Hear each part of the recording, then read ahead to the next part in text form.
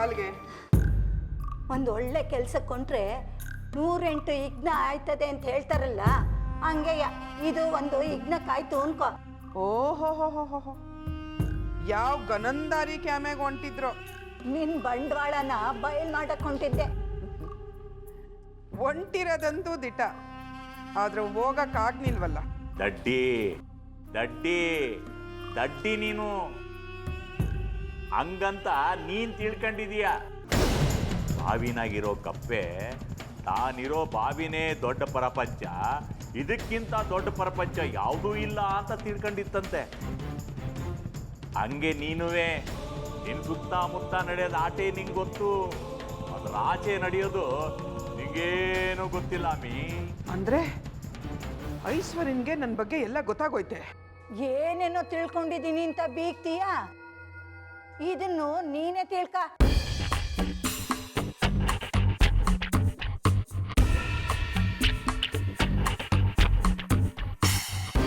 ನೀವು ಮುದ್ಕೆ ನನ್ನ ದ್ವಂದ್ವನ ಹೆಚ್ಚು ಮಾಡ್ಬಿಟ್ಲಲ್ಲ. ಅವಳು ಹೇಳ್ತಾ ಇರೋದು ದಿಟಾನ ಇಲ್ಲ ಐಶ್ವರ್ಯ ಹೇಳ್ತಾ ಇರೋದು ದಿಟಾನ?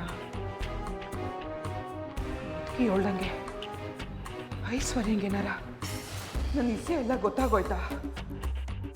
ನನ್ನ ಬೆನ್ನಿಂದೆ ಚೂರಿ ಹಾಕೋ ಕ್ಯಾಮೆ ನಡೀತಾ ಇತ್ತಾ? ಈ ಆಟ ನನ್ನ ಕೈ ಬಿಟ್ಟು ಓದ್ತಾಯ್ತಾ? ಏನು ಗೊತ್ತಾಯ್ತಾ ಇಲ್ವಲ್ಲ?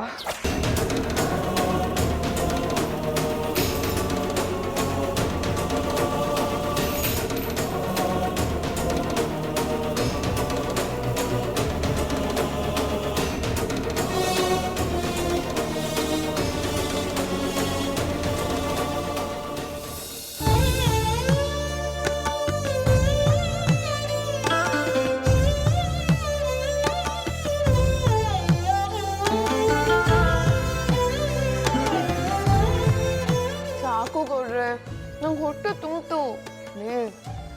ಐಸು ಮೇಡಮ್ ಅವರೇ, ಜ್ವರ ಬಂದಿಲ್ದಾಗ ಏನು ತಿಂದರೂ ನಾಲ್ಗೆಗೆ ರುಚಿ ಎತ್ತಕ್ಕಿಲ್ಲ.